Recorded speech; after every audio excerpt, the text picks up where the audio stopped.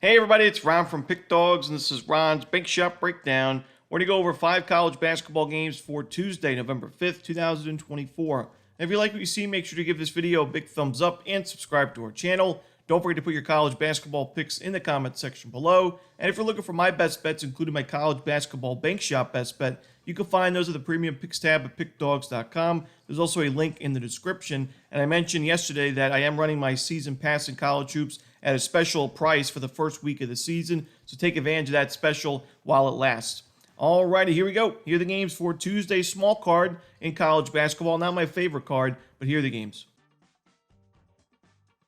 First up, we see FIU and Rice. This one's going to be a 7 p.m. Eastern start time on ESPN+.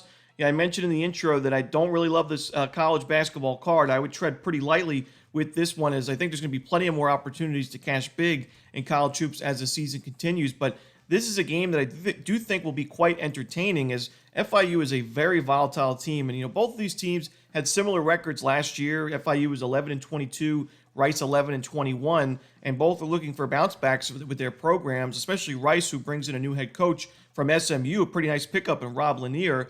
But for me, when you look at FIU and their defense, last year, this was a defense that was ranked near the bottom of the country in effective field goal percentage defense, defensive rebounding, three-point defense, yet it was top 5 in college basketball, Division I college hoops, in turnover percentage defensively. That makes it back-to-back years that Jerry Ballard's teams have been in the top 20 in defensive forced turnover percentage. So this is a very aggressive FIU defense, a very volatile defense.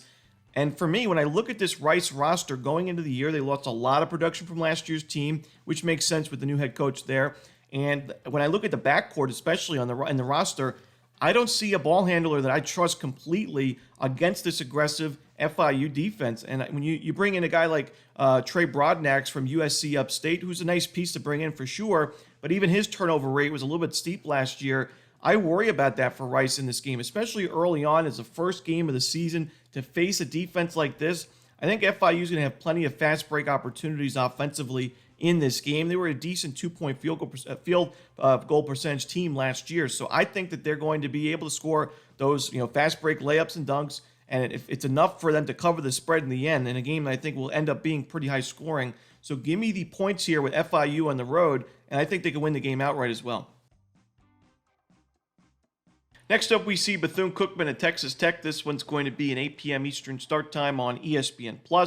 We see the Red Raiders as a giant favorite in this game. We see that with quite a few games on Tuesday overall. But while I think the Red Raiders win this game and win it comfortably, I wouldn't want to be laying this many points. I think the value lies with Bethune-Cookman plus the points in this game because, first of all, Texas Tech has to replace a lot of production from last year's team, a lot of scoring, and overall, rebounding, scoring, you name it. Texas Tech lost quite a bit after last season, and it was a good team last year, a team that went to the NCAA tournament as a 6th seed. They went 11-7 in a very strong Big 12 conference, so got to give them credit there. But this is also a team that in non-conference play really wasn't the best in covering these large spreads against some inferior opponents. We saw the failed to cover against San Jose State, only beat Texas A&M Corpus Christi by 9 points, only beat a pretty bad Oral Roberts team by 6 points. Team that was ranked 283rd in KenPom at the time. So in this spot, Bethune-Cookman, similar to FIU, a very aggressive defense. They forced a ton of turnovers last year. They were 13th in the country in turnover percentage. They weren't the best rebounding team defensively. They took a lot of fouls because that defense was so aggressive. But I honestly think that benefits them in a matchup like this against a Red Raiders team that at times we saw their offense go cold, shooting-wise especially, and that was more so in non-conference play. And now they have to replace so much production. Still a very talented team that I do expect to be right in the mix there in the Big 12 to make another tournament run or tournament appearance. But this is a game where I just can't lay this many points with an offense I don't trust in this particular matchup.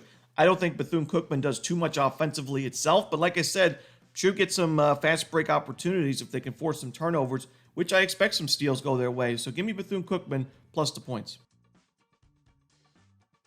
Next up, we see New Orleans and Kansas State. This one's going to be 8 p.m. Eastern on ESPN+.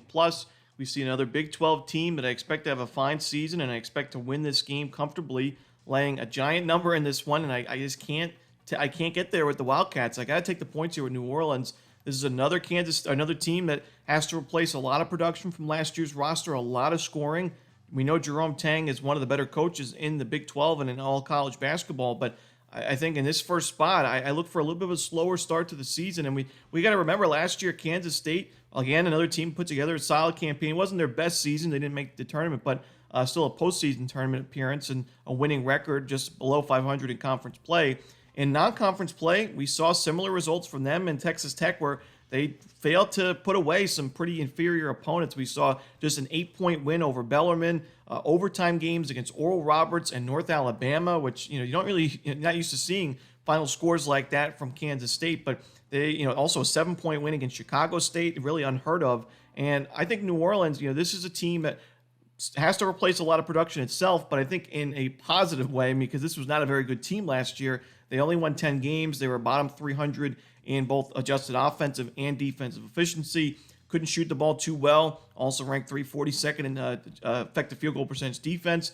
I do think that this was one of the better hirings of a head coach in mid-major college basketball with Stacey Hollowell, who won a national championship with an NAIA team in Loyola, New Orleans, and was also an assistant at Texas Southern last year. And you guys know I'm a SWAC guy. I got my Prairie View A&M hat on, and I think Texas Southern, they've shown they've been the team in the SWAC in the last 5-10 years. They've made plenty of tournament appearances and have been one of the better teams in that conference. So I think Hollowell's a great pickup. This is a team that has a lot of D1 experience, but also some JUCO experience, which we've seen has worked well at the Division I level. We've seen teams be able to attack the portal in not just the Division I level, but go those JUCO route, Division II route, and put together solid teams. And I think New Orleans is going to be good enough here to cover the spread, and I'll take the points with the Privateers. Next up, we see Central Arkansas and BYU. This one 9 p.m. Eastern on ESPN+. Now, this is a Big 12 favorite that I'm willing to lay the points with BYU, as I think they win this game comfortably, kind of name their price or name their final score, as BYU, I think, looks locked and loaded this year. And when you look at last year's team, good record, made it to the tournament as a 6th seed, but disappointing result in that first-round game. They were a pretty sizable favorite against Duquesne in that first-round matchup, and, of course, lost in upset fashion. But this season, you have to replace a good amount of production, still return 2 starters, but most importantly, your head coach, Mark Pope, who heads to Kentucky. You bring in Kevin Young, who has NBA experience as associate coach with the Phoenix Suns under Monty Williams.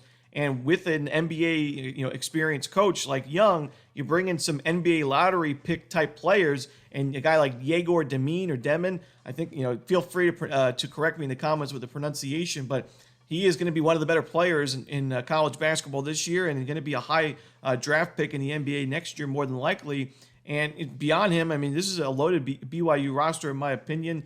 I think they're going to be able to compete again in the Big 12, maybe not for a title, as this is a very competitive conference, and you could argue the best conference in college basketball, but still a team that's going to be in the mix for a 5-6 seed yet again in the tournament this year. And I when you look at Central Arkansas, I don't love this matchup for them. I don't love this is another team replacing their head coach in a new system. A lot of new faces with this roster. I think in a road game at BYU, which is a very tough place to play, with the team that already looks pretty locked and loaded offensively, I don't think Central Arkansas does enough in this one to cover the numbers. So give me BYU. I wouldn't be shocked to see them score in the upper 80s, 90s, maybe hit triple digits, but I'll lay the points with the Cougars. Next up, we see UC Davis and Washington. This one's going to be 10 p.m. Eastern on the Big Ten Network. Now, this is a game where we see Washington as a sizable favorite, nowhere near the spread that we've seen in the previous 3 games, but, big favorite nonetheless. But UC Davis, in my opinion, does a lot of the things and has a lot of the qualities that I look for in road underdogs. And one of those is playing defense. And another team that forces a lot of turnovers from last year, but also, ranked 118th in adjusted defensive efficiency last year. That's pretty solid for a Big West team. You bring back one of the best defenders in the conference and really in mid-major college basketball in Ty Johnson, who also averaged over 3 assists per game, over 3 rebounds per game, and just around 18 points per game. So he's a good scorer and maybe not a great shooter from the perimeter, but certainly going to be a very trustworthy option in the backcourt for UC Davis this season. Washington, on the other side, we know I think they were long overdue to move on from Mike Hopkins, who had a nice little run at the beginning of his tenure with the Huskies, but things just haven't really worked out too well for Washington in recent years. And this is a program that does expect quite a bit from its basketball team. And I think, now Danny Sprinkle is the head coach at Washington. He has been, all over the place recently. He was at Montana State for a few years. He had, made it to the back-to-back tournaments with Montana State before going to Utah State last year. Another tournament appearance with the Aggies, a 28-7 record, and just 1 year there. Now he's at Washington, an upgrade certainly in terms of the position. But I think Washington early season, I'm looking for them to be a little bit slower out of the gates. I still expect them to win this game, but I think UC Davis, I think that strong defense leads them to cover the spread in what I do expect to be a rather low-scoring game, one of the lower-scoring games on the board for the Wednesday or for the Tuesday card. So give me the points here with UC Davis on the road. And that's it. Those are the games for Tuesday in college basketball. Hope you enjoyed this video. If you did, don't forget to hit that like button and subscribe. Put those college basketball picks in the comments section below. If you're looking for my best bets, you can find those at Pick Dawgz Premium. As always, this is Ron Romanelli. Good luck.